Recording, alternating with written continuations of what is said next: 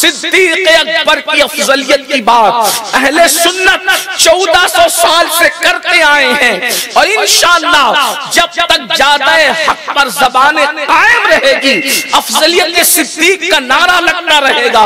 मगर एक बात आपको बता दें, अफजलियत सिद्दीक अकबर की वजह क्या है, ये अल्लाह के रसूल ने खुद बयान फरमाया कि सिद्दीक का मकाम क्यों अफजल है।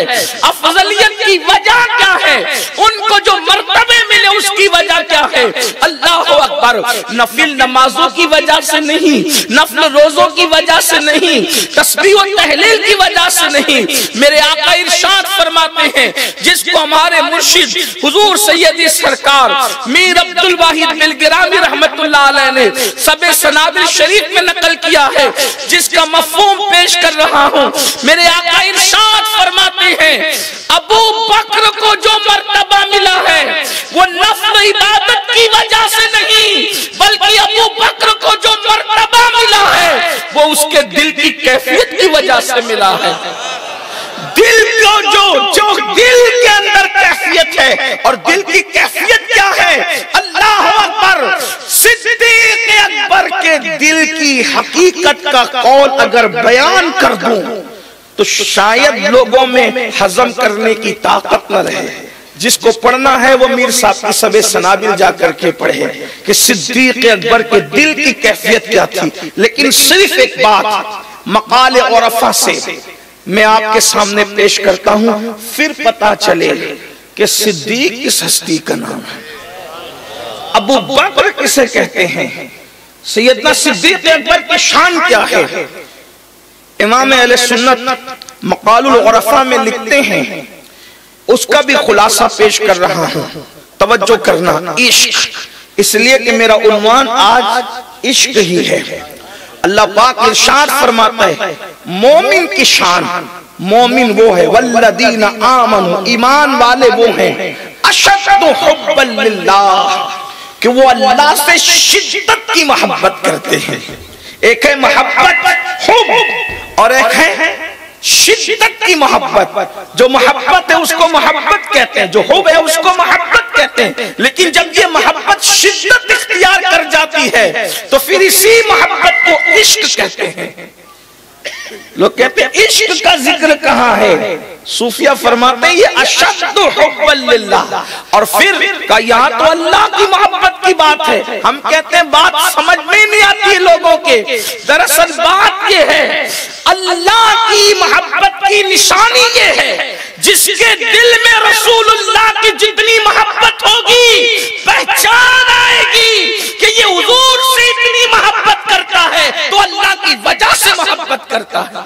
अल्लाह की मोहब्बत की निशानी हुजूर का इश्क है। जिसके दिल में जितना इश्क रसूल होगा, मोहब्बत रसूल होगी, उसका अंदाजा होगा कि इसके दिल में अल्लाह की मोहब्बत कितनी है। ऐसा हो ही नहीं सकता कि कोई हुजूर का बेअदब हो और अल्लाह से मोहब्बत करता हो ही नहीं सकता, पॉसिबल ही नहीं है, मुमकिन ही नहीं है। इसीलिए तो मेरे इमाम ने कहा ना, जिक्र खुदा जो उनसे जुदा चाहो नजदियो, वल्लाह, अल्लाह की कसम, वल्लाह जिक्र हक नहीं कुंजी सकर की है। वल्लाह का जिक्र क्या हुआ, तो अर्ज ये कर रहा था इमाम अहले सुन्नत ने जो नकल किया, इश्क क्या चीज है इश्क। इसीलिए आरिफ रूमी से किसी ने पूछा कि मैं क्या बनूं कि सब कुछ बन जाऊं, तो फरमाते हैं आशिक बन जा तो सब कुछ बन जाए। नमाजी बनने के बाद जरूरी नहीं है कि जो नमाजी हो वो आशिक भी हो, क्योंकि बहुत सारे नमाजी दुनियादार है। हाजी, हर हाजी आशिक को जरूरी नहीं, हर खतीब वो आशिक को जरूरी नहीं, खतीब होकर भी आशिक को जरूरी नहीं, हर मुहद्दिस आशिक को जरूरी नहीं, हर आलिम आशिक को जरूरी नहीं, हर अदीब आशिक को जरूरी नहीं, बल्कि ये कह दूं हर गाजी कहलाने वाला भी आशिक को जरूरी नहीं, हर शहीद कहलाने वाला भी आशिक हो जरूरी नहीं। लेकिन याद रखना, जो आशिक होगा वो नमाजी भी होगा। क्योंकि आशिक को पता होगा कि मेरे महबूब की आंखों की ठंडक नमाज में है, तो नमाज क्यों तर्क करेगा। जो आशिक होगा वो शहीद होने की तमन्ना भी रखेगा, बल्कि जितने शहीद हुए सच्चे शहीद वो सब के सब आशिक थे, इसलिए कि उनको ये पता था कि खून का पहला कतरा जमीन पे गिरता है और यार बेहिजाब नजर आता है। तो इश्क ने उन्हें तख्ते-दार पर भी मुस्कुराने पर मजबूर किया, वरना देखे लोग तो बिस्तर पर भी चैन की नींद सो नहीं पाते, क्योंकि लोगों की कैफियत की पता नहीं मौत कब आ जाए।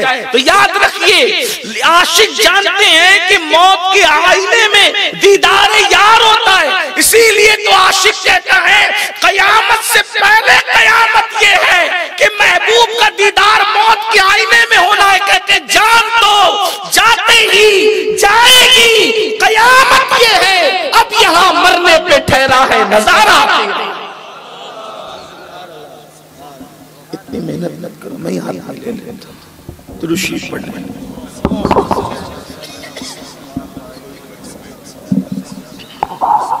दुरूद शरीफ पढ़ने बुलंद आवाज।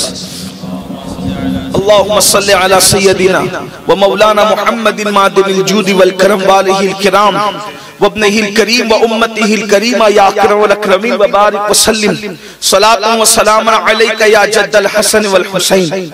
तो जो आशिक बनेगा, देख लें आप, सच्चे शोहदा आशिक थे, सच्चे नमाजी आशिक थे, सच्चे हाजी आशिक थे, सच्चे खतीब आशिक थे, सच्चे अदीब आशिक थे, सच्चे शायर आशिक थे। बल्कि आदमी सच्चा शायर बन भी नहीं पाता जब तक वो आशिक ना बने, इसलिए कि इश्क ही उसको शायरी करने पर उभारता है। अल्लाह अकबर।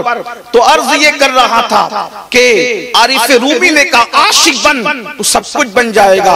और आपको ये बात बता दूं, इस उम्मत में सबसे बड़ा आशिक अकबर अगर अल्लाह के रसूल का कोई है तो उसे दुनिया सिद्दीक अकबर कहती है।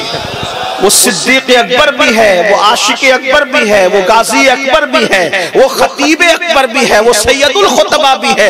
इसलिए कि उम्मत का सबसे पहला खतीब कोई है उनको दुनिया सिद्दीक अकबर कहती है। सबसे पहले जिसने फजाइले रिसालत माप पर अलल ऐलान तकरीर की है उसे सिद्दीक अकबर कहा जाता है।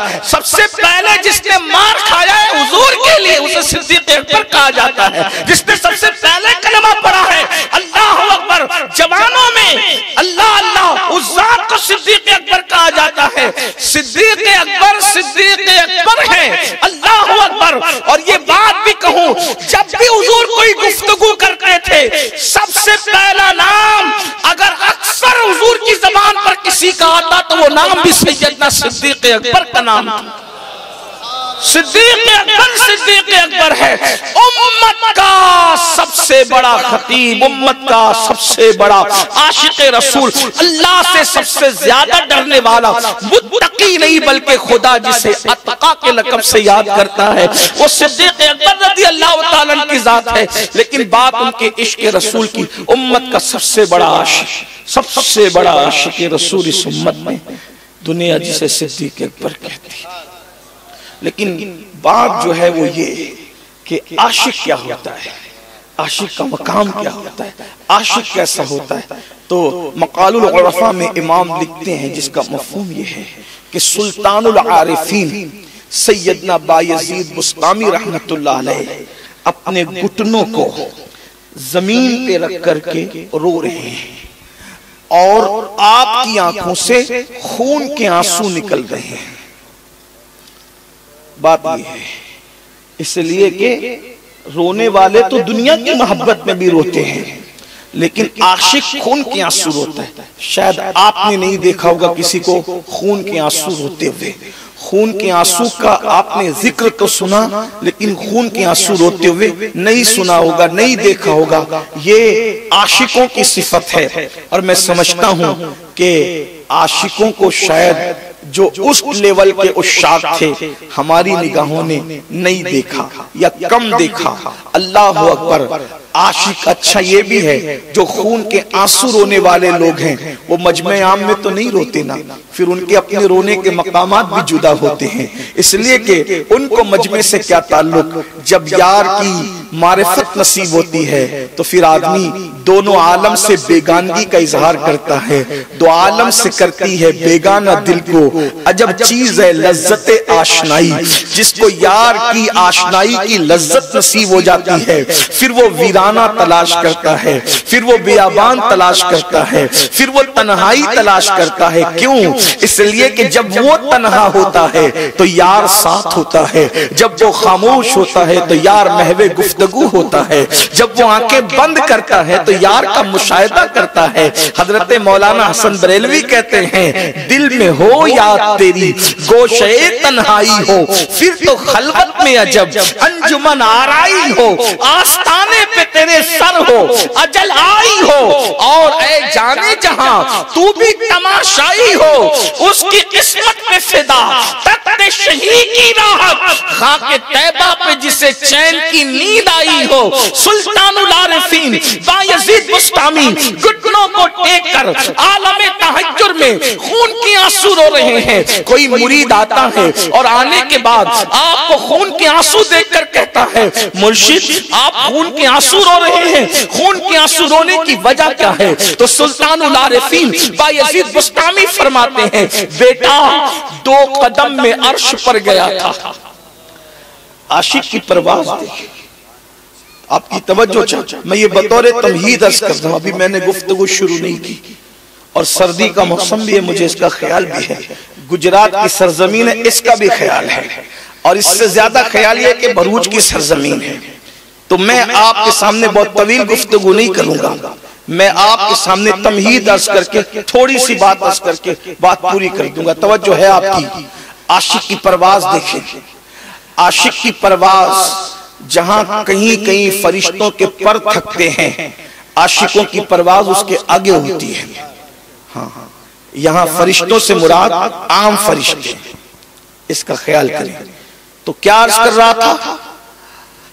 2 कदम में अर्श पे गया था, तो इसमें रोने की क्या वजह है?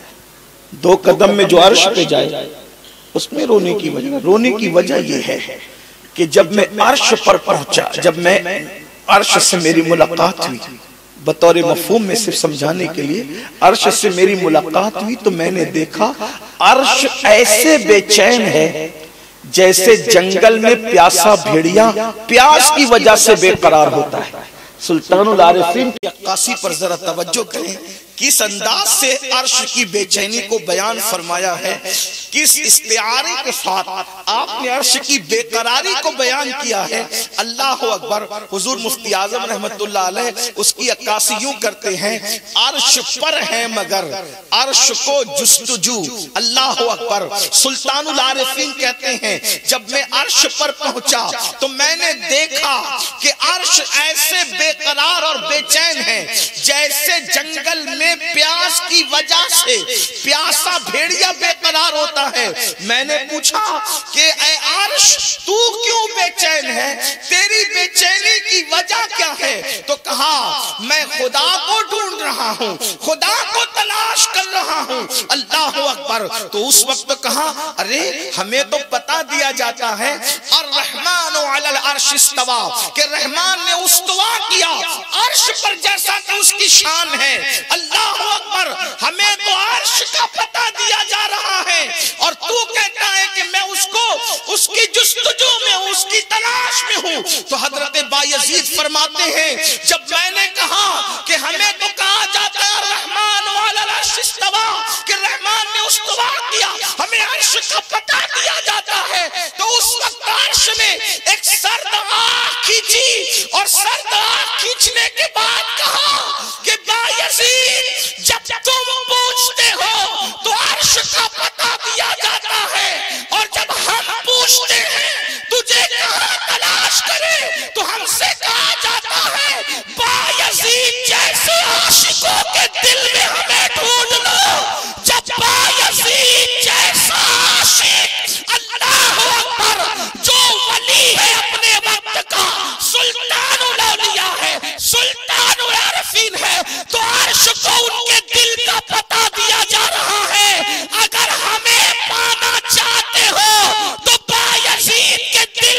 तरफ देखो तो जब बायजीद जैसे आशिक के दिल का ये आलम है तो वो अबू बकर सिद्दीक।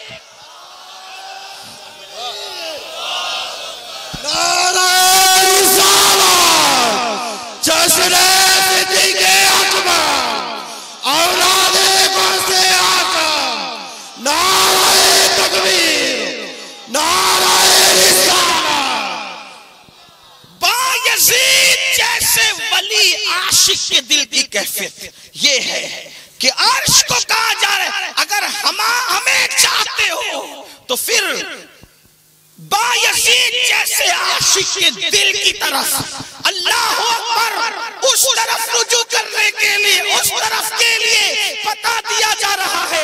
जब बायजीद के दिल का ये आलम है तो अल्लाह अकबर फिर किसी सहाबी के दिल की कैफियत क्या होगी। और जब सहाबा के दिल की कैफियत हम बयान नहीं कर सकते तो फिर जो सहाबा का बिल-इत्तिफाक इमाम हो, इमाम उस सहाबा हो, उसके दिल की कैफियत का आलम क्या होगा। इसीलिए मेरे आका अलैहिस्सलाम ने फरमाया कि अगर सारी दुनिया के बल्कि सारी उम्मत का ईमान एक पल्ले में रखा जाए, पूरी उम्मत का ईमान, उम्मत में कौन कौन है अंदाजा तो करें। सादी जैसा आशिक, बोसीरी जैसा आशिक, उवैस करनी जैसा आशिक, बिलाल हबशी जैसा आशिक। अल्लाह अकबर। हजरत आरिफ रूमी कहते हैं अल्लाह अल्लाह के सिदरा पे जब कहा गया चलो जिब्रील, तो जिब्रील ने कहा नहीं जाएंगे वरना जल जाएंगे। आरिफ रूमी कहते हैं वो जिब्रील थे, जल जाना गवारा न हुआ, ना कह दिया अल्लाह अल्लाह अगर उनकी जगह बिलाल उवैस होते तो जल जाना गवारा करते, महबूब को ना कहना गवारा नहीं करते। और उम्मत में बिलाल जैसा आशिक भी है जिसने हुजूर के विसाल के बाद मदीना ही छोड़ दिया। उम्मत में उवैस करनी जैसे आशिक भी हैं जिनका हाल ये है कि हुजूर अलैहिस्सलाम फरमाए कि उवैस मिले तो मेरी उम्मत के लिए उससे दुआ करवाना। और आका फरमाए पूरी उम्मत का ईमान एक पल्ले में रखा जाए। हम तो आप तो कोई शुमार में ही नहीं है। फरमाते पूरी उम्मत का ईमान। उम्मत में कौन कौन लोग हैं मेरे अजीज। महबूब इलाही जैसा, गरीब नवाज जैसा, गौसे आदम शेख अब्दुल कादिर जीलानी जैसा, सैयद अहमद कबीर रिफाई जैसा, साबिर कलियर जैसा, जो अपने दिल की कैफियत बीवी पे उलटते तो बीवी दम तोड़ते। ऐसे ऐसे आशिक फरमाते पूरी उम्मत का ईमान पल्ले में रखा जाए और अबू बकर का ईमान पल्ले में रखा जाए तो सबके ईमान पे अबू बकर का ईमान भारी हो जाए।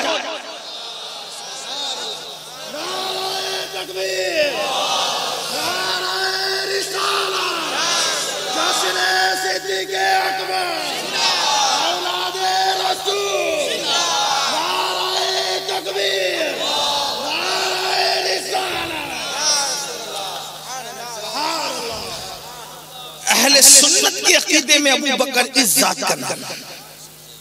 दाता साहब रहमतुल्लाह अलैह फरमाते हैं, सरकार दाता अली हुजवेरी रहमतुल्लाह अलैह कि रसूलुल्लाह जैसा कोई पीर नहीं और यकीनन नहीं है, यकीनन नहीं है हुजूर जैसा पीर। इसलिए कि जितने पीर हैं हुजूर अलैहिस्सलातु व तस्लीम की वजह से पीर हैं। सच्चे पीरों की बात कर रहा हूं, जो सच्चे नहीं है उनका तो शुमार ही नहीं।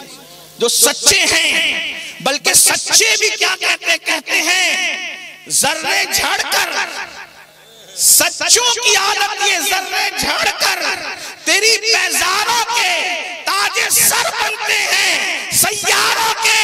और सच्चे पीरों की नुमाइंदगी ये हो रही है हमसे चोरों पे जो फरमाए करम खिलाते सर बने पुश्तारों के। भरूच वालों अगर सच्ची बात सुनना है तो कह दो अल्लाह अकबर। रसूलुल्लाह की नालैन से जो जर्रे जड़ के जर्रे लग के झड़ते हैं अल्लाह अकबर। दुनिया का मौजूदा कोई पीर भी रसूलुल्लाह की नालैन के जर्रे के बराबर नहीं हो सकता। ये शान है तो रसूलुल्लाह जैसा पीर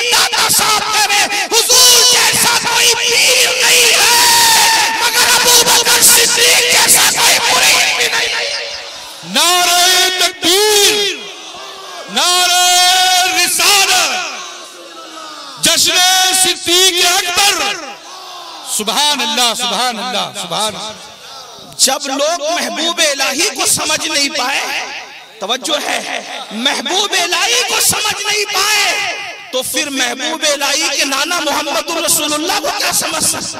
और जब लोग महबूब इलाही के मामले में खुसरो को समझ नहीं पाए, जब खुसरो की कोई मिसाल नहीं है तो फिर रसूलुल्लाह के मुरीद अबू बकर सिद्दीक की मिसाल कहां से ला।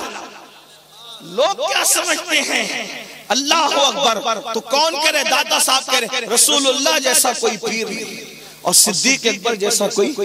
आदाब मुरीदी अगर सीखना है तो सिद्दीक अकबर से।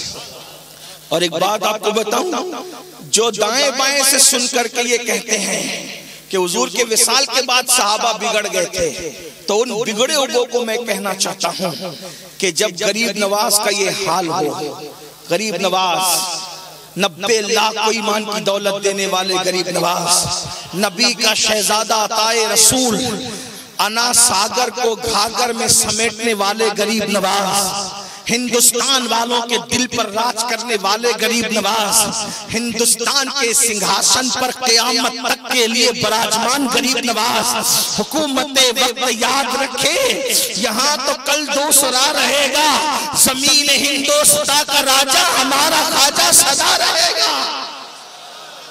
गरीब नवाज की शान क्या है, सीरत निगारों ने लिखा, सरकार कुतुबुद्दीन बख्तियार काकी कहते हैं हमेशा आंखें बंद रखते थे गरीब नवाज।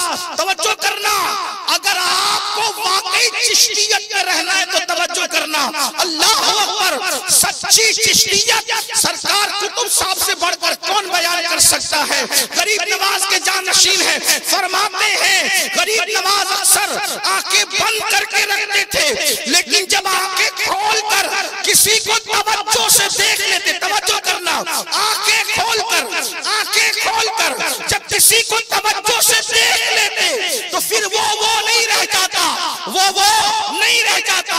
अपने अल्फाज में समझाने के लिए कह दूं, डाकू को देख लेते, डाकू नहीं रह जाता, चोर को देख लेते, चोर नहीं रह जाता, झूठे को देख लेते, झूठा नहीं रह जाता। तासीर इतनी थी नजर में, जिसको तवज्जो से देख लिया उसको मकामे विलायत अता कर देते थे। आप बताओ, जब अताए रसूल किसी को एक नजर देखे तो इतनी बुलंदी पे ले जाते हैं, जिस रसूल ने बार-बार अबू बकर को देखा हो और अबू बकर ने बार-बार मुस्तफा जाने को देखा हो, तो वो अबू बकर क्या है ये बयान ही नहीं हो सकता। मुहद्दिस आज़म के लबो लहजे में कलम तोड़ दिया जाए, ज़बाने खारिज कर दी जाए, मर्तबा हज़रत सिद्दीक का ये है सैयद। हर फजीलत के वो जामे हैं, हर फजीलत के वो जामे हैं, हर फजीलत के वो जामे हैं नबूवत के सिवा। नारे तकबीर, नारे रिसालत, औलादे गौसे आज़म, जश्न सिद्दीक अकबर। सुभान अल्लाह, सुभान अल्लाह, सुभान अल्लाह। जो नापाक दूध वाले सच्चे सैयदों को शक की नजर से देखते हैं, इनका अकीदा क्या है तो सुनो हमारा अकीदा क्या है। नबूवत के बाद जितनी फजीलत हो सकती है तसव्वुरात में ले आओ, तसव्वुरात में हर फजीलत के जामे हैं सिद्दीक, हर फजीलत के वो जामे हैं। और किसने कहा, किसी किसान देहाती ने नहीं, मुहद्दिस आज़म ने। हाँ, वो मुहद्दिस आज़म जब 500 उलमा स्टेज पर होते थे तो खुतबे सदारत के लिए उनको मुंतखब किया जाता था। वो मुहद्दिस आज़म कह रहा है और लोग हालात देखकर जबान बदलते हैं। वो तो तारीख़ सल्तनत का बेटा है, लोग सल्तनत के लिए बिकते हैं, वहां सल्तनत को पैर मारकर खुदा को पाने के लिए निकला जाता है, तो वहां जबानें नहीं बदलती। मुहद्दिस आज़म हिंद की चौचवी रहमतुल्लाह अलैह इरशाद, हर फजीलत के वो जामे, हर फजीलत के वो जामे हैं नबूवत के सिवा। कौन कह रहा है, मुहद्दिस आज़म। तो सिद्दीक अकबर इतने बड़े आशिक, 3 मंजिलें हैं, इश्क के इजहार की। हुजूर ने ला युमिनु अहदुकुम हत्ता अकूना अहब्बा इलैहि मिन वालिदिही व वलदिही वन्नासि अजमाइन। कोई तुम में का कामिल मोमिन नहीं हो सकता जब तक अपने नबी से मोहब्बत न करे। कितनी? अपने माँ बाप से ज्यादा, अपनी औलाद से ज्यादा और सब लोगों से ज्यादा जब तक मोहब्बत न करे। फिर एक मकाम और आगे आया एक दूसरी हदीस में, जब तक अपनी जान से ज्यादा मोहब्बत न करे कामिल मोमिन नहीं होगा। बस मुख्तसर सर्दी का ख्याल करते हुए, सिद्दीक इश्क के हर मंजिल का इमाम है। तवज्जो है, सिद्दीक हर इश्क की हर मंजिल का इमाम है। सिद्दीक इश्क की हर मंजिल का इमाम है। पहली मंजिल क्या आती है? लोग अजमाइन। शुरुआत करते लोगों से प्यार भी होता है, नफरतें भी होती है ना। लेकिन अगर लोगों से मोहब्बत हो, तवज्जो, लोगों से अगर मोहब्बत हो, सिद्दीक ने लोगों को ही छोड़ दिया हुजूर के इश्क में। तवज्जो फरमाए भाइयों, रमजान शरीफ में इफ्तार का वक्त आता है ना, इफ्तार का, और गर्मी का मौसम हो, शरबत ठंडा, आदमी ऐसी नजर लगा के देखता है और जैसे ही इफ्तार का वक्त आता है ना, माँ बाप की फिक्र ना बच्चों की फिक्र, सीधा हाथ गिलास पर जाता है या ठंडे शरबत पर जाता है। ऐसा ही जब 12 घंटे 14 घंटे का रोजा हो, आओ सिद्दीक का इश्क दे। पहला खिताब फजाइल रिसालत में किया सिद्दीक ने। जो लोग सिद्दीक अकबर के खिलाफ बातें करते हैं, मैं उनसे कहता हूं, आज रसूलुल्लाह की फजीलत बयान करना आसान है। फजाइल रिसालत पढ़ो, खाना भी मिलता है, नजराना भी मिलता है, इज्जत भी मिलती है, फूलों का हार भी मिलता है। आज तो दोस्तों दुश्मन सभी पढ़ते हैं फजाइल रिसालत। मेरे आका सिद्दीक अकबर ने उस दिन पढ़ा था जब सिद्दीक ने अजमत रिसालत, मौलाना ने अभी उस पर जो है वो गुफ्तगू फरमाई कि सिद्दीक अकबर ने हुजूर के फजाइल पढ़े। इतना मारा मक्के वालों ने कि अधमरा छोड़ के भाग के, वो भी गलत फहमी में कि मर गए, मुर्दा छोड़ समझकर छोड़ के भागे। खानदान के लोग आए, सिद्दीक की हमदर्दी में नहीं, बिरादरी की असबियत में उठा के ले गए। खड़े हैं, होश आए तो फिर पूछेंगे करना क्या है, और अगर मौत आए फिर हम एक को भी नहीं छोड़ेंगे। बहुत देर के बाद होश आया, पूरे खानदान ने पूछा अबू बकर कैसे हो? अजमईन, सब लोगों ने पूछा, सब लोग पूछ रहे हैं कैसे हो। क्या जवाब होना चाहिए बीमार का? लोग समझ रहे थे सिद्दीक जख्मी है, जिस्म के एतबार से लोगों को जिस्म नजर आ रहा था, सिद्दीक तो जख्मी थे दिल के एतबार से। लोग समझ रहे थे जिस्म बीमार है, लेकिन वो मरीज इश्क रसूल थे सिद्दीक। और मरज़ इश्क रसूल जो होता है उसका इलाज कोई नहीं कर सकता। हमारे दादा मुर्शिद फरमाया करते थे, मरज़ इश्क का बीमार भी क्या होता है, मरज़ इश्क का बीमार भी क्या होता है, जितनी करता है दवा दर्द सिवा होता है, जितनी करता है दवा दर्द सिवा होता है। अल्लाह अकबर। सिद्दीक अकबर से खैरियत पूछी जा रही है, अबू बकर कैसे हो? जवाब क्या देते हैं पता है? कोई मुसलमान नहीं है वहां, तना अबू बकर सिद्दीक मुसलमान। खानदान के लोग कह रहे कैसे हो? कहते हैं पहले ये बताओ मेरे आका कैसे हैं, पहले ये बताओ मेरे आका कैसे। वो सलामत, सब सलामत। गुस्से में आ गए लोग, हमें तेरी पड़ी है, तुझे किसी और की पड़ी है। सब लोग छोड़कर चले गए, लोग छोड़ के चले गए, कुर्बान कर दिया, क्योंकि लोगों को तो कुर्बान ही कर दिया, कुर्बान, किसी की परवाह नहीं की। माँ होती है, माँ सराहने बैठी रही, माँ ने कहा बेटा दूध पी लो। बेहोश थे ना, दूध का माँ जब तक मेरे आका को नहीं देखूंगा न कुछ खाऊंगा न कुछ पीऊंगा। बेटे पी लो, माँ कसम है अल्लाह की, कुछ नहीं खाना जब तक उनको नहीं देखना। बताओ वो कैसे हैं? मुझे कुछ खबर नहीं। कहा जाओ उम्मे जमील बिनते खत्ताब को बुला कर के लाओ, वो बताएगी। जब गई उनकी वालिदा उम्मे खैर उनका नाम था। अल्लाह अकबर। पूछा कि तुम्हारे आका कैसे हैं? उन्होंने कहा मुझे क्या खबर, और कौन आका?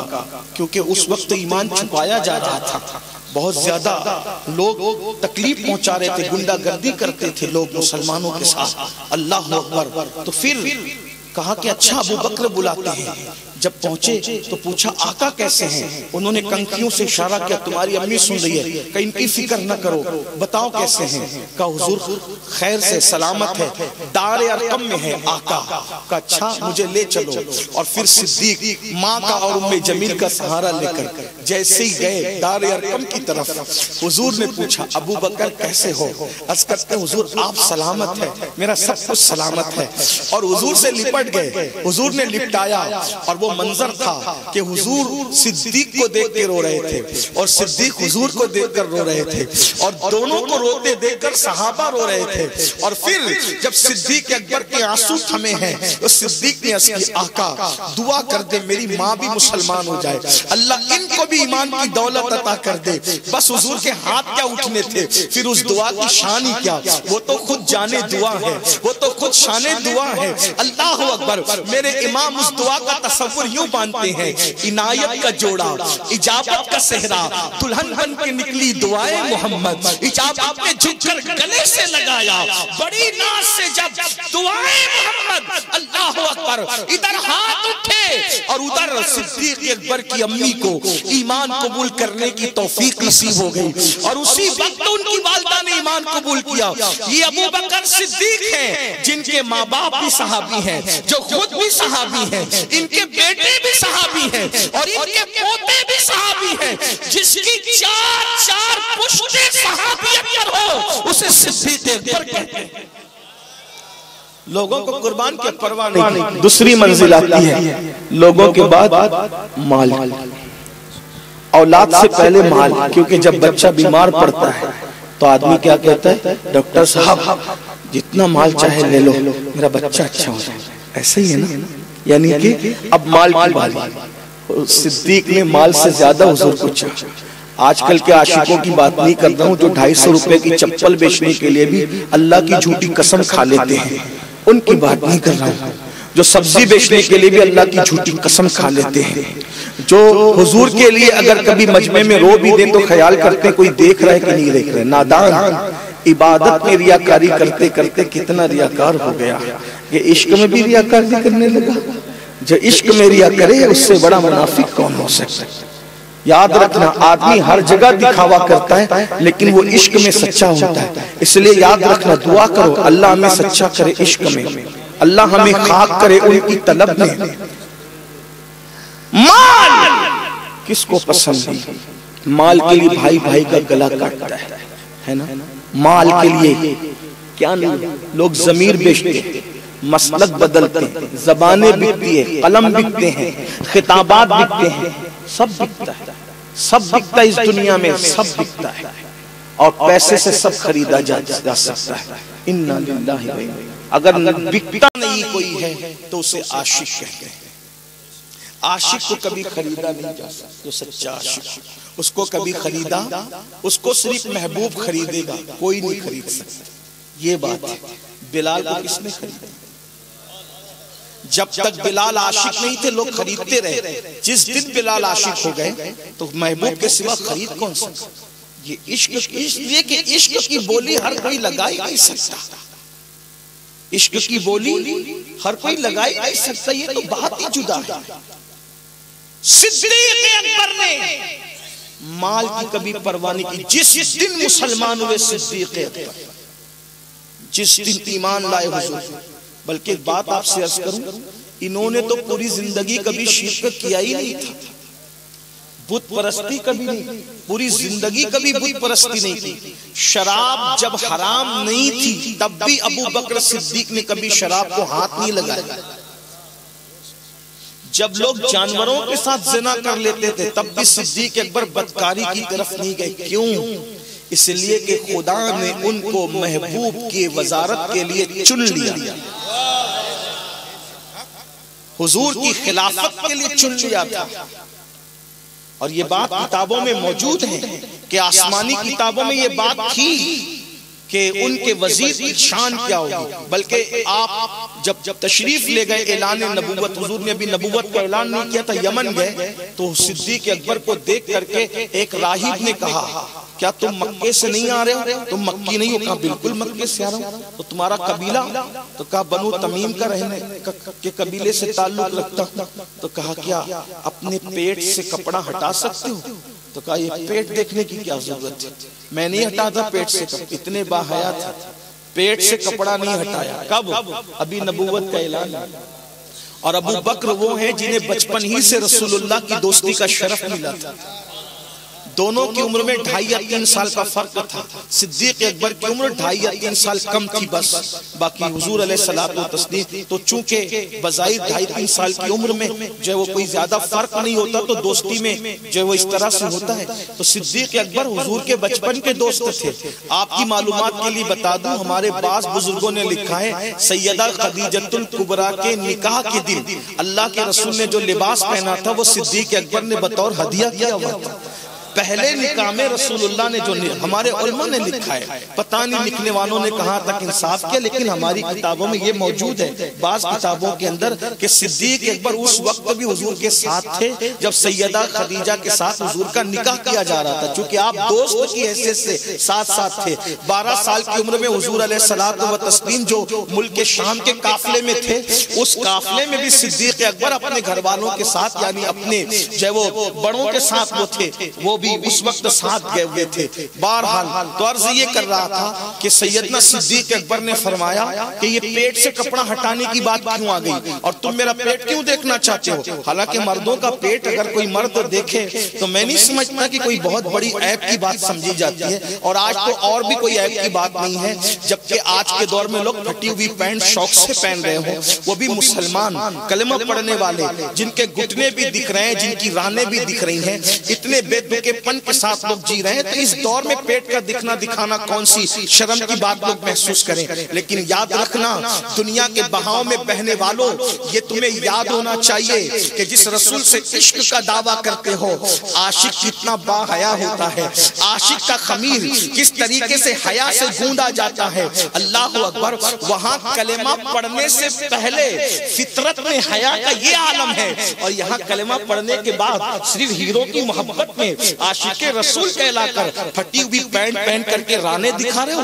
वही राने ले करके मस्जिद में जाते हो, खुद की नमाज भी और दूसरों की नमाज में भी खलल पैदा करते हो। अल्लाह के बंदो, मुझे तो ये बात कहने में भी हया आ रही है, क्या बयान करें। अल्लाह रहम करम फरमाए। लोगों ने बताया यहाँ तक कि शॉर्ट शर्ट पहनते हैं, उस पे जींस पहनते हैं, रुकू और सजदे में जाते हैं तो वो उधर उलट जाती है, ये इधर उलट जाते हैं, और पीछे से सतरे औरत नजर आता है। सोचो अल्लाह के घर का तकद्दुस कितना पामाल हो रहा है। फिर मुसलमान कहता है हम आशिके रसूल होकर मौलाना क्यों सताए जा रहे हैं? आशिके रसूल होकर सताए नहीं जा रहे हैं, हुजूर का दिल दुखाने की वजह से सताए जा रहे हैं, हुजूर को गुंबदे खजरा में रंजीदा करने की वजह से सताए जा रहे हैं। अल्लाह की इज्जत की कसम, जिस दिन मुसलमान हुजूर का दिल खुश करने लगेगा, खुदा सारी खुशियां तुम्हारे कदमों में डाल देगा। अभी इस मजमे में भी कुछ मेरे ऐसे नौजवान भाई होंगे, बच्चे होंगे, जिन्होंने फटी पैंट, आप मुझे बताएं फटी पैंट से हमारा क्या ताल्लुक? हमारे बुजुर्गों ने टूटी हुई प्याली में चाय पीने के लिए मना किया। टूटी हुई प्याली में चाय मत पियो। अब क्यों मत पियो? उस पे वो लोग बड़ी बातें करते हैं, ये तो ऐसा कहते हैं। मैंने कहा ऐसा भी तो सोच सकते हो कि टूटी हुई प्याली में चाय पियोगे उससे होठ कट जाएगा, इसलिए भी तो मना किया जा सकता है। टूटी हुई कंघी इस्तेमाल मत करो, शिकस्ता कंघी मत इस्तेमाल किया, है ना? आप मुझे बताएं। और हमारे यहाँ मजहब इस्लाम में अगर गुर्बत की वजह से कपड़ा फट जाए तो फटा मत रहने, गरीब होना कोई बात नहीं, उस पर पेवर लगा, है ना? गुर्बत की वजह से फट जाए, फटा मत पहने। गुर्बत की वजह से भी तुम्हारा बदन कोई ना देख सके। जो मजहब गुर्बत में पेवन की तालीम देता हो, तो फिर आप करोड़पति होने के बाद भी अगर 10,000 की डैमेज पैंट खरीदने जा रहे हैं तो ये बेगैरती की इंतहा है कि नहीं? गुर्बत में भी आप अपने जिस्म की नुमाइश नहीं कर सकते, पेवन लगाओ। और मैं तो ये कहता हूं, दो आलम के बादशाह ने, दो आलम के बादशाह ने अपने लिबास में सिर्फ इसलिए शायद पेवन लगाया होगा ताकि पेवन लगाना मेरी सुन्नत हो जाए, तो मैं गरीबों की गुर्बत पर अपनी सुन्नत का पर्दा डाल दूं। हुजूर ने पेवन लगाया, लेकिन अफसोस है कि जिस रसूल ने पेवन लगाकर लिबास पहना, आज उसकी उम्मत के जवान अल्लाह फटे। और कहां से फटे? बाज़ाब्ता रानी नजर, घुटने से लेकर नाफ तक का जो हिस्सा है, नाफ के नीचे से लेकर घुटने तक, उसको सतरे औरत में शुमार किया गया है। और उसका देखना भी हराम है किसी का, और उसको दिखाना भी हराम है, बिलाउज़र शरई हराम है। अल्लाह की बारगाह में तौबा करो, मुआफी तलब करो, अच्छे कपड़े पहनो, शरीफों वाले लिबास पहनो, तो बात दूर ना निकल जाए। अर्ज क्या कर रहा था कि उस बूढ़े ने कहा, राहिब ने, तेरा पेट दिखा। तो फरमाया पेट दिखाने की बात क्यों आ गई यहाँ? तो तब उसने कहा, मैंने अपनी अगली आसमानी किताबों में पढ़ा है कि खातिमुन नबीयीन होगा, आखिरी नबी दुनिया में तशरीफ लाएगा, मक्के में वो पैदा होगा, मदीने में हिजरत करेगा, जहाँ खजूर के दरख्त हैं वहाँ वो हिजरत करेगा, और उसका वजीर होगा जो उस पर जवानों में सबसे पहले ईमान लाएगा। तो तेरा कबीला भी वही है जो किताब में लिखा है, तेरी शक्ल भी वही है जो किताब में लिखी है, सब मैं चेक कर चुका, लेकिन एक चीज जो किताब में लिखी है वो तेरे अंदर दिख नहीं रही है, और जब तक तू कपड़ा हटाएगा नहीं वो मुझे नजर नहीं आएगी। तो क्या लिखा है तेरी किताब में? तो क्या मेरी किताब में ये लिखा है कि जो नबी का अव्वल वजीर होगा, जो नबी पर जवानों में सबसे पहले ईमान लाएगा, उसके पेट में उल्टी तरफ एक तिल होगा, उल्टी तरफ पेट पर एक तिल होगा। अभी तक वो तिल सिद्दीक अकबर ने भी नहीं देखा था, अभी तक वो तिल सिद्दीक अकबर ने भी नहीं देखा था। आपको हैरत हुई तो कहा कि तेरा कबीला वही है जो तूने बताया, तेरा पैदाइश की जगह वही है जो तूने बताया, तेरा होलिया भी मैं देख रहा हूँ, लेकिन बस वो तिल देखना चाहता हूँ। मैं कोई बेहया आदमी नहीं, मैं राहिब हूँ, आसमानी किताबों का आलिम हूँ, मुझे वो तिल देखना है। कितने तुम्हारे जिस्म में तिल है आपको भी नहीं पता। हाथों पर हो तो तवज्जो चली जाती है, पैरों पर हो तो तवज्जो चली जाती है, जिस्म के तिल पर तवज्जो नहीं जाती। अल्लाह अकबर। जब सिद्दीक अकबर ने पेट से कपड़ा हटाया तो खुद सिद्दीक को भी हैरत हुई कि अब तक मैं अपना तिल नहीं देख सका था, जो इस बूढ़े ने तवज्जो दिलाई। तो देखा कि बाईं तरफ तिल है, तिल को देखा। फिर वो राहिब ने 12 शेर हुजूर की नात के लिखे और कहा जा, और जाना उसको मेरा सलाम कहना और कहना कि मैंने उनकी शान में ये लिखा है, जा करके पेश कर देना। लेकिन ये बात आगे बढ़ाने से पहले बताओ मुसलमानों, अबू बकर को समझते क्या हो? अल्लाह ने आसमानी किताबों में अबू बकर के पेट का तिल भी बयान किया है। जिसके पेट का तिल आसमानी किताबों में बयान किया जाए उसे अबू बकर सिद्दीक। आप अंदाजा फरमाए सिद्दीक अकबर की शान। और यमन में थे, सोचा कि कौन होगा, वो कौन होगा जो आखिरी नबी और मैं उसका वजीर, उस पर पहला ईमान लाने वाला। जैसे ही लौटकर यमन से मक्का गए, बैठे तो कुछ टेढ़े तिरछे जमा हुए, क्योंकि वो बहुत बड़े ताजिर थे। सिद्दीक अकबर शरीफ आदमी थे, लोग बड़ी इज्जत की नजर से देखते थे। तो उतने में आ गया अबू जहल और उसने कहा, अबू बकर, मक्के में तुम्हारे जाने के बाद हंगामा हो गया। क्या हंगामा हुआ? बोले मोहम्मद ने सल्लल्लाहु अलैहि वसल्लम कहा कि वो अल्लाह के नबी है। बस इतना सुनना था। सिद्दीक अकबर ने कोई बात ही नहीं की, उठ करके गए सरकार के पास। और चूंकि दोस्त थे ना, तो दोस्ती में बड़ी कुर्बत भी थी। पूछा, क्या आपने ऐसा कहा? हाँ ऐसा कहा, मुझ पे वही आई, अल्लाह का नबी हूं मैं। सरकार ने फरमाया, तो दोस्ती के माहौल में कहा, अगर आप नबी हैं तो कोई मोजज़ा दिखाएं ना। सरकार ने मुस्कुरा के कहा, क्या यमन में जो बूढ़ा मिला था वो मोजज़ा तेरे लिए काफी नहीं है? यमन में जिस बूढ़े से मुलाकात हुई वो काफी नहीं है? कहा कि मैं तो यमन में बहुत से बूढ़ों से मिला, लेकिन किस बूढ़े की आप बात कर रहे हैं? कहा जिसने तेरा तिल दिखाया। हाय हाय हाय, जो यमन में दिल की बात जानता हो वो मदीने में रह करके दिलों की बात नहीं जानता। कहा जिसने तेरा दिल दिखाया, हाँ तो उसने मेरी शान में कुछ अशार भी लिख के दिए ना, वो भी तुम पढ़ के सुना। और उसके बाद फिर सिद्दीक ने कहा जिसने सारी अब तक की जिंदगी की स्टडी की थी, बहसियत दोस्त खलवत और जलवत देखे थे, उस सिद्दीक ने फौरन कहा किसी तरद्दुद के बगैर, किसी वक्फे के बगैर, किसी रुकावट के बगैर कहा वल्लाह मैं आपकी जिंदगी के शब रोज देख चुका हूं और मैं तस्दीक करता हूं कि आप अल्लाह के नबी हैं। सिद्दीक अकबर ये मेरे आका सल्लल्लाहु अलैहि वसल्लम एक बार हस्सान बिन साबित, कंजुल उम्माल की रिवायत, हस्सान इब्न साबित ने सरकार की बारगाह में नात लिख के लाई। सरकार ने कहा हस्सान तुम मेरे लिए लिखते हो, मेरे अबू बकर के लिए भी कभी कुछ लिखा है?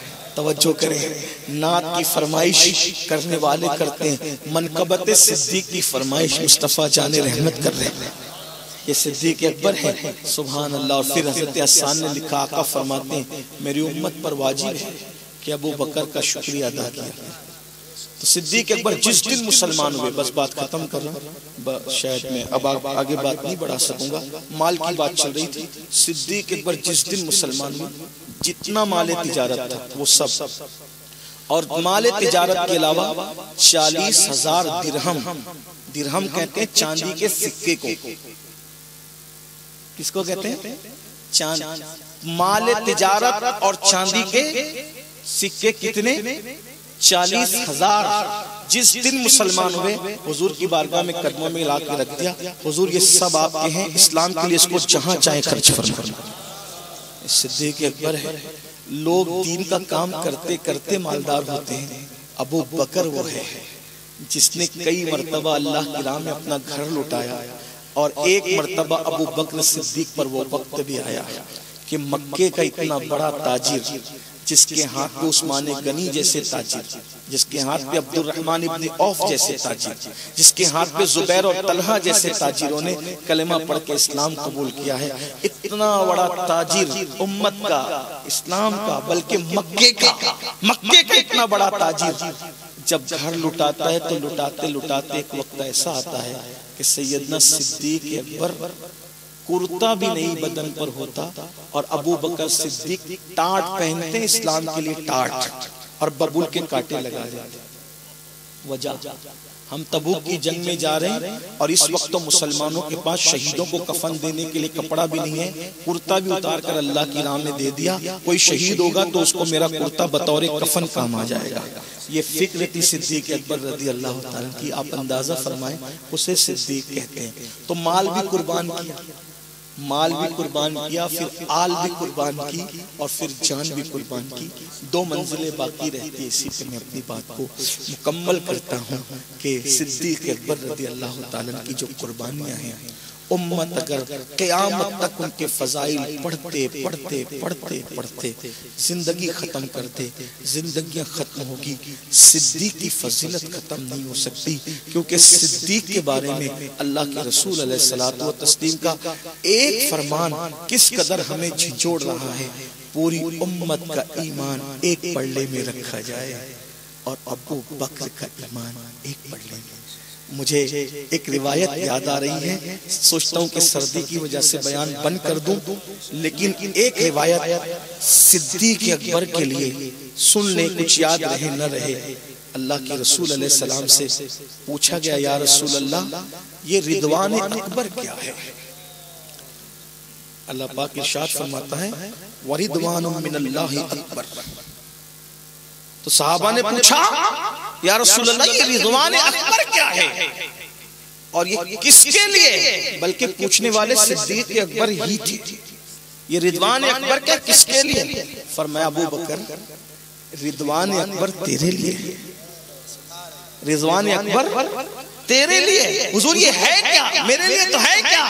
क्या फरमाया पता है? अबू बकर अल्लाह पाक जन्नतियों के लिए आम तजल्ली फरमाएगा जैसा कि उसकी शान, यानी किसी को सुबह दीदार होगा, किसी को शाम होगा, किसी को सिर्फ समझाने के लिए दिन में एक बार होगा, किसी को हफ्ते में एक बार होगा, ऐसे है ना। लेकिन आका फरमाते हैं रिदवान अकबर के अबू बकर लोगों को के लिए आम तजल्ली फरमाएगा और लोग अल्लाह का दीदार करेंगे।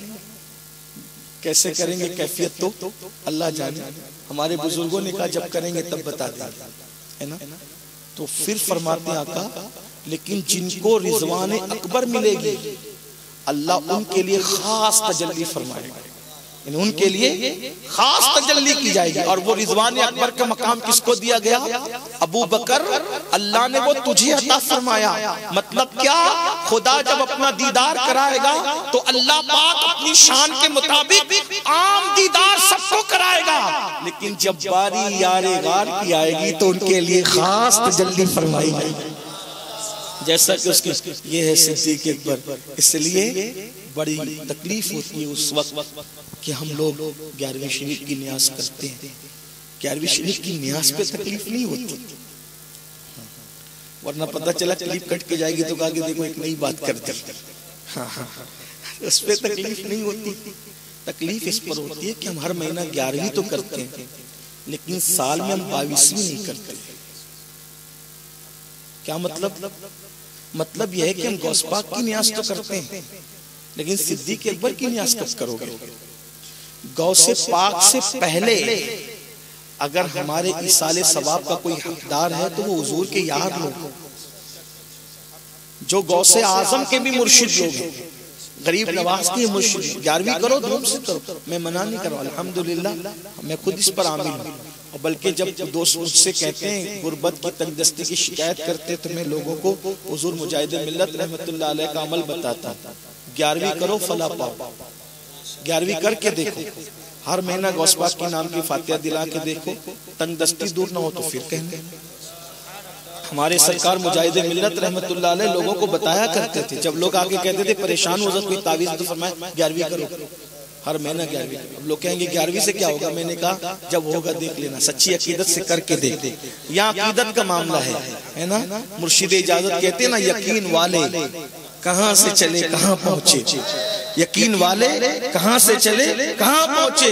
जो अहले शक हैं अगर में मगर में रहते हैं, जो मस्जिद का चंदा खा जाए उसको कब तौफीक होगी 11वीं करने की? ये तो सुन्नियों का मुकद्दर है कि हम बहाने बहाने खिलाने के जो है वो तरीके जानते हैं और हमारे बुजुर्गों ने ये हमें तरीका बताया है। तो अर्ज ये कर रहा था 11वीं पे तकलीफ नहीं है, लेकिन ये जरूर कहूंगा अफसोस है सिद्दीक अकबर की 22वीं आ जाए, सैयदना फारूक आजम की शहादत की तारीख आ जाए, उस्मान गनी की शहादत की तारीख आ जाए, मौलाए कायनात की शहादत की तारीख आ जाए, हमारी मस्जिदों में सन्नाटा क्यों होता? हमारे घरों में इसाले सवाब क्यों नहीं होता? जब आप अपने घर में कोई एहतिमाम ही नहीं करोगे तो आपको कैसे पता चलेगा आपकी नस्लों को कि सिद्दीक अकबर कौन थे, फारूक आजम कौन थे, उस्मान गनी कौन थे, मौला अली कौन थे, बिलाल हबशी कौन थे, जिनकी तारीखें कम से कम लोगों को याद है। उनकी तारीखों में तो इसाले सवाब की तकरीब करो और फिर देखो ये हुजूर के महबूब लोग हैं, हुजूर ने जिनको चाहा। सरकार ने एक मर्तबा एक हाथ अबू बकर सिद्दीक का अपने हाथ में लिया, दूसरा हाथ फारूक आजम का हाथ में, और सहाबों का देख रहे हो इस हालत में हाथ देख रहे या रसूल अल्लाह, फरमाते हैं जैसे आज देख रहे हो ना, हम क़यामत में भी इसी तरह आएंगे।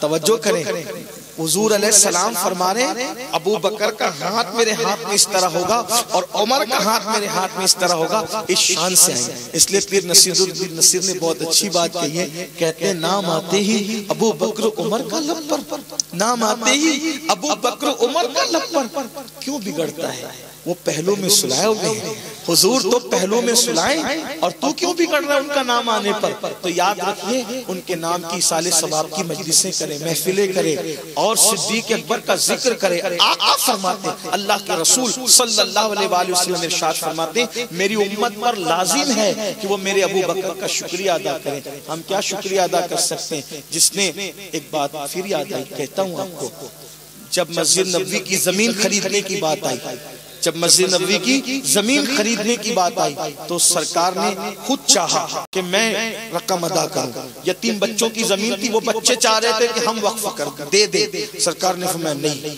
तुम यतीम हो, बच्चे हो, नहीं लिया। आका अलैहिस्सलाम ने कहा हम रकम अदा करें। सिद्दीक ने कहा हुजूर मैं दे देता हूँ। आका ने फरमाया ये काम मैं करना चाहता हूँ। सिद्दीक ने कहा हुजूर मैं भी तो आप ही कहूँगा, मेरा माल भी आपका है, और फिर मस्जिद के लिए जगह खरीदी। कौन सी मस्जिद? मस्जिद नबवी के लिए। मस्जिद नबवी के लिए क्या समझे? मस्जिद नबवी के लिए जगह खरीदने का मतलब क्या समझे? इश्क वालों को इसमें ध्यान करना चाहिए। कुछ बातें ऐसी होती है जो किताबों में नहीं लिखी होती, लेकिन इश्क की नजर से देखो तो समझ में आता है। मस्जिद नबवी की जमीन खरीदने का मतलब क्या है? क्या मतलब हुआ? तो मतलब क्या हुआ? ये मतलब हुआ कि किसी ने भरूच की मस्जिद के अंदर भरूच की मस्जिद के लिए जगह खरीद के दी, और फिर हुजूर शेखुल इस्लाम आए, उसमें आपने नमाज अदा फरमाई। बताओ, खरीदने वाला कितना भी बड़ा मालदार है, वो क्या शेखुल इस्लाम की तरह नमाज अदा कर सकता है? नहीं कर सकता। माल तो है, जमीन खरीद ली और वक्फ कर दी मस्जिद के लिए, पूरी जिंदगी शेखुल इस्लाम की तरह सजदा नहीं कर सकता। मगर अगर शेखुल इस्लाम के सजदे का सवाब हासिल करना हो तो क्या? मस्जिद के लिए जगह वक्फ की, और वक्फ करने के बाद शेखुल इस्लाम ने आके नमाज पढ़ ली। नमाज शेखुल इस्लाम ने पढ़ी, अब उनके सजदे का जो सवाब मिला, उनके सवाब में कोई कमी किए बगैर अल्लाह शेखुल इस्लाम के वो सारे सजदों का सवाब उसको देगा जिसने मस्जिद के लिए जमीन खरीद के वक्फ की थी। समझ में आती है बात? और अगर कोई खुश नसीब है, कोई खुश नसीब है, हुजूर सरकारे कला ने पढ़ दी, हुजूर मुफ्ती आजम ने पढ़ दी, हुजूर मुहद्दिस आजम ने पढ़ दी। बताओ, इन जैसे लोगों का सजदे के बराबर कोई कर सकता है? मिंबर वाले अल्लाह वालों को छोड़ करके मैं माजरत के साथ कोई नहीं कर सकता मेरे भाई। हमारी नमाज में तो बकरी का चारा भी आ जाता है, बच्चे को ट्यूशन पहुंचाना भी आ जाता है, और बल्कि माज अल्लाह कभी कभी तो पास पड़ोस का भी जिक्र आ जाता है, जिससे मेरी ज़बान खामोश है कि लोगों को पता नहीं क्या क्या तसव्वुरात नमाज में आते हैं।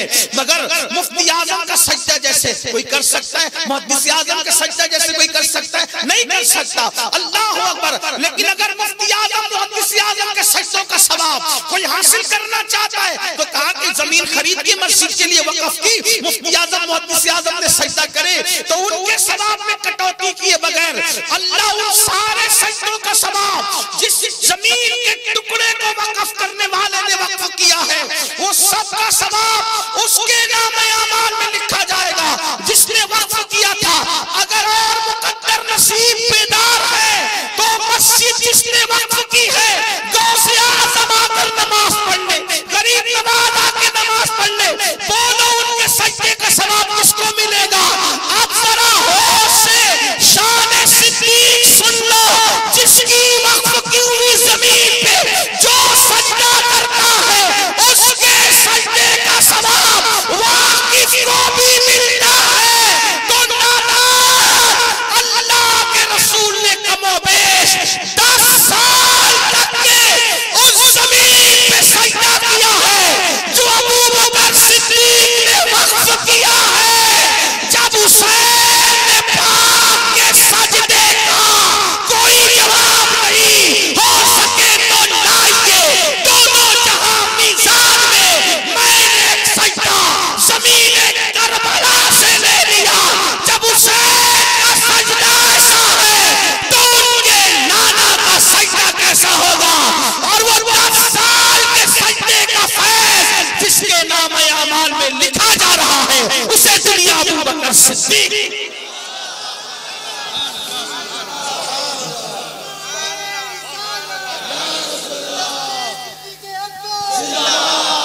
और एक बात, हुजूर का एक सजदा भी लिखा जाना उनके लिए काफी था, लेकिन उस पर सहाबा ने नमाजें पढ़ी, फारूक आजम ने पढ़ी, मौला अली ने पढ़ी। उस मौला अली ने पढ़ी कि तीर निकल गया नमाज में खबर नहीं। तवज्जो तो फरमाए, साद ने पढ़ी, सईद ने पढ़ी, तलहा ने पढ़ी, जुबैर ने पढ़ी, अबू हुरैरा ने पढ़ी, बिलाल ने पढ़ी, उवैसे करनी ने पढ़ी, गौसे आजम ने पढ़ी, गरीब नवाज। और आज भी लोग जाते हैं, इतनी बड़ी मस्जिद बन गई लेकिन नंबर वही लगा के खड़े रहते हैं जो सिद्दीक ने वक्फ है, नंबर वही लगा के खड़े रहते हैं जो सिद्दीक ने वक्फ किया। और सिद्दीक को गाली देने के बाद भी सिद्दीक की वक्फ की हुई जमीन को हसरत से देखते हैं। नादान, जरा गौर तो कर, जरा गौर तो कर कि तू किसकी बात करता है। इसीलिए मुहद्दिस आजम का शेर ये हजारों तकरीर पर भारी है। सैयद ने कमाल किया, कमाल किया और सारे सैयदों का अकीदा इस शान से बयान किया। मर्तबा सारी तकरीरें करने के बाद भी 2 मिसरे ना पढ़े तो ऐसा लगता है जैसे खाने में नमक के बगैर खाने में मजा नहीं आता। जश्न सिद्दीक बयान हो और ये 2 मिसरे याद हो और जानबूझ के कोई